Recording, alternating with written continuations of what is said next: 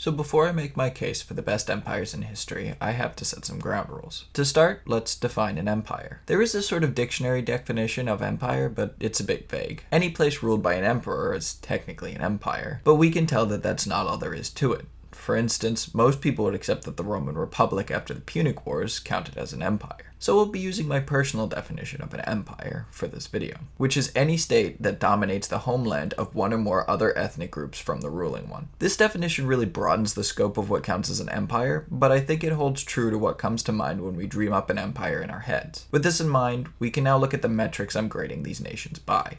First is longevity. How long did this nation last? Second, number of notable rulers. Usually there's 2, but some have more. Growth to decline ratio. How long does the country spend growing versus stagnant or declining? And legacy. What impact did they have on the world, and can their influence still be felt today? With all that laid out, let's get into this. Russia barely made this list over a few other contenders, primarily because it created the basis for a state which survives to this day. It's the 3rd largest by landmass, and they brought the final end to the steppe nomads terrorizing the civilized world. The Russian Empire officially lasted from 1721 to 1918. But if you're looking at when the Russians of Muscovy moved into the lands of the Lithuanians and Tatars, then it starts in the 16th century. In many ways, the Soviet Union is the successor to the Russian Empire, though they don't count for purposes of longevity due to complete overhaul of their state leadership. Russia not only has several notable rulers, but they also have 2 greats, which is quite impressive. Ivan the Terrible, Nicholas II, Peter and Catherine the Greats, and Alexander I, who met Napoleon on a raft, are all notables who most people with an interest in European history can easily name. Their growth to decline ratio is pretty good. They spent most of their time growing, and even when their political structure was destroyed, the territory remained largely intact. While they did fall behind the rest of Europe technologically, they kept pace territorially and culturally, and had more of a crash than a decline. The legacy of the Russian Empire is a bit of a weak point. It's not remembered fondly by the people, and many fans of history look down on the empire after the Napoleonic Wars as backwards and unenlightened. With that being said, there is still a Russian state to this day, and Russian identity is firmly rooted in the empire established by Ivan. The Spanish Empire is the first empire in which the sun never set, and while it's lackluster in a wide variety of areas, the effects of its expansion shaped the course of a continent and a half, and the Spanish language is the 2nd most spoken across the world. The Spanish Empire is technically started as soon as Castile and Aragon unite, as they have holdings in Italy and Morocco before they were in the Americas. So from 1492 to the Spanish-American War in 1898, Spain held an empire, though its decline during and after the Napoleonic Wars was steep. The Spanish Empire has few notable rulers compared to its long history, but more than most great empires. Ferdinand and Isabella, Philip II, and Charles V are among the most famous. The Spanish Empire mostly grew territorially from its birth in 1492 to the mid-18th century, after which it started to decline steadily. Culturally, Spain actually went into decline much earlier, partly due to the financial problems experienced in the 17th century, and partly due to the ascendancy of France around the same time. That still leaves about a century of cultural supremacy, which isn't bad, but Spain's worst enemy was itself, and while external factors played their part, their terrible fiscal policy is what slowly strangled their own empire. The legacy of Spain is Latin America. The vast majority of the Americas speak Spanish, and their cultural supremacy in the Western Hemisphere is great. While America certainly outdoes the Hispanic countries in pretty much every way, they have done quite a bit to contribute to American culture and have often been the primary focus of our foreign policy. Spain's helicopter parenting has done their former colonies no favors, and while Spanish is the 2nd most spoken language in the world, the Western world looks to English as its new lingua franca. Plus, Spain spent most of its time as a 2nd-rate power, and so it drops to number 9. I spent some time debating if I would put the Umayyad or Abbasid Caliphate on this list, but ultimately decided to go with the dynasty that lasted longer and oversaw the Islamic Golden Age. The Abbasid Dynasty in Baghdad was the cultural and intellectual center of the Islamic world from its construction in 763 right up to the Mongol invasion. The Abbasids were often subject to foreign powers, but continued to survive as a religious force, with the caliphs accepted by their conquerors as the head of the Islamic community. I don't know many Abbasid caliphs, which could totally just be cultural ignorance on my part, but the 2 I do know are Al-Mamun, who started the Arab invasion of Sicily and was a patron of scientific learning in Baghdad, and Al-Mustasim, who was the last Abbasid caliph, famously trampled by Mongol horses after refusing to surrender the city. Decline versus growth ratio is really where they lose points. The Abbasids spent basically their entire time as a political entity declining territorially, and by their end the Muslim world was either a mass of squabbling states or dominated by the Mongols. Legacy, however, is their strong point. The Islamic Golden Age, overseen by the Abbasids, still impacts modern understanding of the world and the sciences. The Western number system uses Arabic numerals as a way more efficient way to do mathematics than Roman numerals, and Abbasids proved to be the last direct successor state to the one established by the Prophet Muhammad. The Abbasids, while politically weak, proved the cornerstone for religious, cultural, and scientific development from Morocco to Pakistan, which is no small feat. The Tang Dynasty is one of the most impressive Chinese dynasties for several reasons. From their cultural development to their territorial expansion, the Tang have many accomplishments for which to be proud. The Tang Dynasty lasted from 618 to 907, with a brief interlude from 690 to 705. The most famous rulers of the empire are Taizong and his concubine turned empress Wu Zitan. Taizong was the second emperor of the dynasty and defeated many of the rival dynasties in the earlier years of the Tang. He was considered such a good ruler that many later Chinese emperors and scholars looked to his example. Wu Zitan wasn't the official leader of the Tang, but she ruled through her husband, then two sons, before finally taking the throne for herself and ruling the Zhou dynasty in the interim period mentioned earlier. The Tang did a lot of expansion in its early years, particularly between 630 and 680, when they were able to bring several barbarian tribes under their control and really qualify as an empire. After this period, they were relatively stable until the end when rebellion splintered the empire. Culturally, the Tang did superbly all the way up until the end, and their rule is considered one of the high watermarks in Chinese history. The legacy of the Tang dynasty is strong as one of China's most powerful and influential dynasties that was brought down due to internal pressures caused by natural disasters more than failure of government or outside intervention. It was seen by many later dynasties as something to emulate. The Tang brought Chinese culture, arts, particularly poetry, and learning to new levels and presided over a long age of stability in East Asia.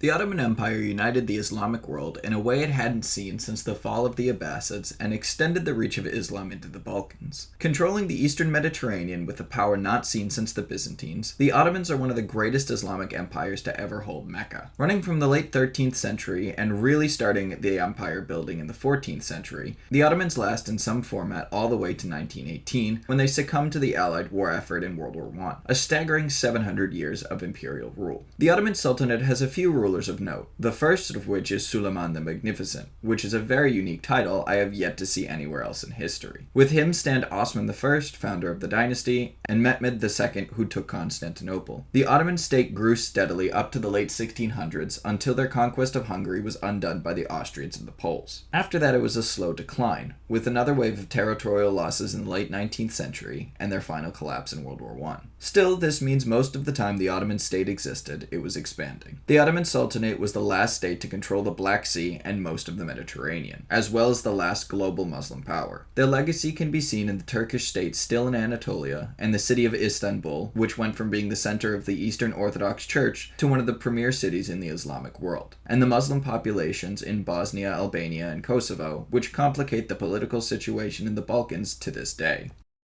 I imagine most of you knew this empire would make this list, as it would be difficult not to say the first empire to control most of Eurasia is one of the greatest.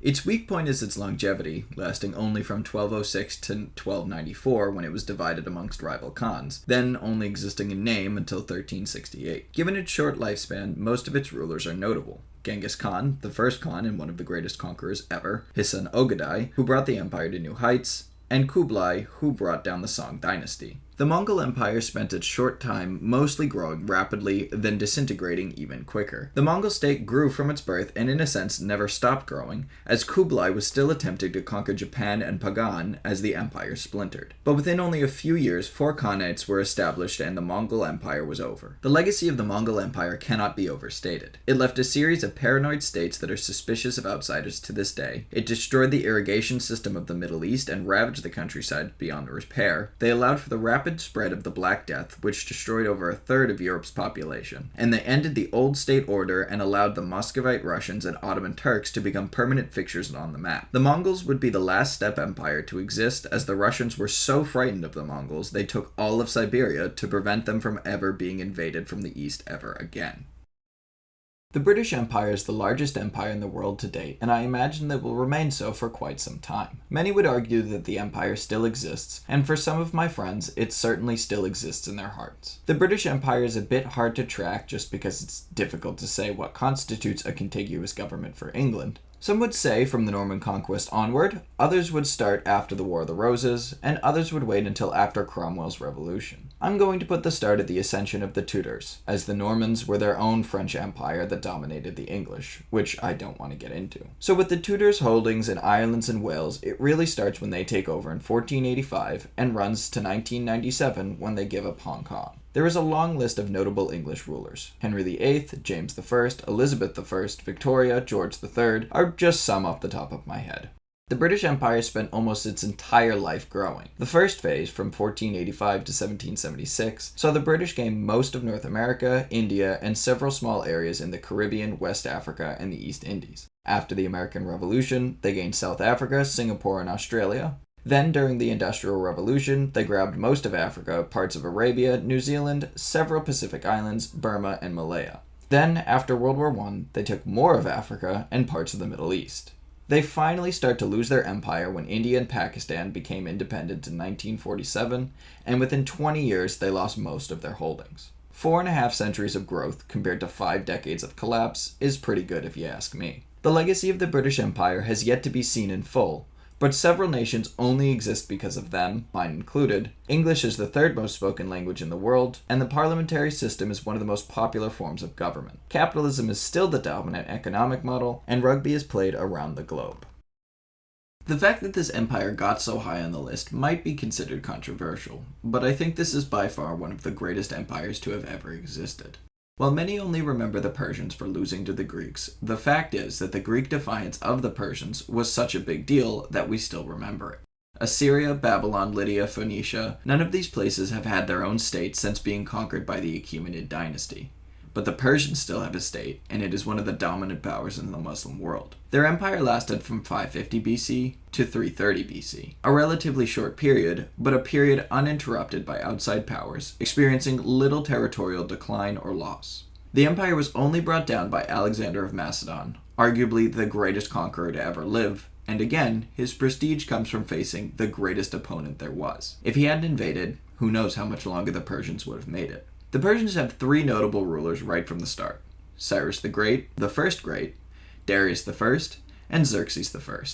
The latter 2 are famous for not conquering Greece, but the first is universally liked by ancient scholars and is the first one to unite such a vast area, practice religious and cultural tolerance, and create a Persian identity to last countless invasions and occupations. The Persians spent very little time growing or declining in any sense, and mostly just sat in place as a permanent fixture on the map. Persian culture grew to such a height as to ensure it would survive indefinitely. The legacy of the Persian Empire is the Persian people who persist to the present, and despite occupation after occupation, have assimilated and overcome all invaders, retaining their identity to this day. They have a tradition of administration and art that, while it has strong Islamic ties, can be traced to the Achaemenid Empire. This one almost didn't make the list because there was some debate in my mind as to whether the Han counted as an empire. Even though they did occupy the Xiongnu for some time, the state mainly comprised of ethnically Han Chinese. But after some discussions with friends, I was convinced that before the Han Dynasty came to power, the Chinese were more dedicated to their tribal identities than any sort of Chinese ethnicity. The Han Dynasty changed that, hence the name. The founding of the Han Dynasty, and the fact that the state is remembered as the ethnic group itself, brings us to the number 2 spot. The Han Dynasty ran from 202 BC to 220 CE, with a brief seizure of power from 9 CE to 23 CE. The 4th-century rule of the Han established the concept that China would remain a single entity despite periods of fragmentation and foreign intervention, and set the boundaries for what constitutes modern China. The Han Dynasty features notable figures such as Emperor Wu, who brought the dynasty to dominate North Vietnam and Korea, being considered one of the greatest Chinese emperors ever, and Emperor Zhuan, who grew up a peasant before becoming emperor and brilliantly liberalized the government and cared deeply for the common people. The Han grew steadily up to about 110 BC, when it acquired all the territories comprising the Chinese heartland to this day. After that, they faced very little territorial losses beyond failing to control neighboring states such as Korea. The empire fractured in 220, but the fracture led to no loss of territory. The legacy of the Han is as widespread as China itself. Despite the fact that other dynasties existed before the Han, the areas the Han conquered are still considered integral parts of China, with the vast majority of people in these areas identifying as Han Chinese to this day. The Han Dynasty defined where the Chinese people would live, and even though China has stretched beyond that area since since then, they've never assimilated the people of those regions in the way the Han assimilated the people of their empire. Even though the precedents for united China existed before the Han in many ways defined what China was, and centuries of war and migrations have never changed that. It was always going to be Rome. And to be clear, I'm counting the state and culture that existed from 509 BC to 1453, all 2,000 years of Roman history. While this period is not unbroken, I'm looking at you, Venice, the Roman state proved insanely durable, and despite serious changes in political structure over its long history, these changes allowed the Roman state to survive long past any other. While certainly the Chinese retained many of the same bureaucratic rituals from the Han era, the Roman Empire asserted itself over breakaway states and avoided the splintering faced by the Chinese until 1204. Even if we remove the Byzantines as a separate entity, Western Rome has a legacy unmatched by other ancient empires. The list of Roman leaders is long, and so many are famous in the Western world. But the most memorable are, of course, Julius Caesar, Augustus, Diocletian, and Nero, and that's not even mentioning Byzantine emperors. The decline period for the Romans really depends on if you agree to add the Byzantines. If you don't, then the period of decline is pretty short, really from 410 to 476. But if you add the Byzantines, then it declines in the 5th century, revitalizes in the 6th, then slowly declines again until 1453. Now you might think that establishing a people like the Persians or Chinese as a permanent fixture on the map is the most impressive thing a state can do. And you may be right. The fact that there are still Chinese and Persian people to this day is incredibly impressive, and no one today can really be called ethnically Roman. But the flip side of that is that everyone can be Roman. Countries from the Carolingian Empire to the Sultanate of Rome to Mussolini's Italy and the United States have compared themselves to Rome. The one thing the Romans did that no other empire accomplished is making everyone in their borders feel like a Roman. You could speak Greek, Latin, Numidian, or Celtic, and it didn't matter. Your ethnicity didn't matter.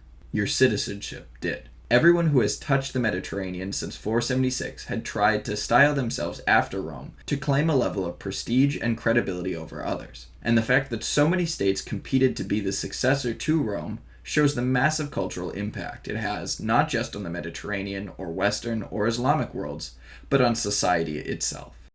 Thanks for watching. If you enjoyed, please like and subscribe. If you want more top 10 videos, share this with your friends so this video can do well and motivate me to make more.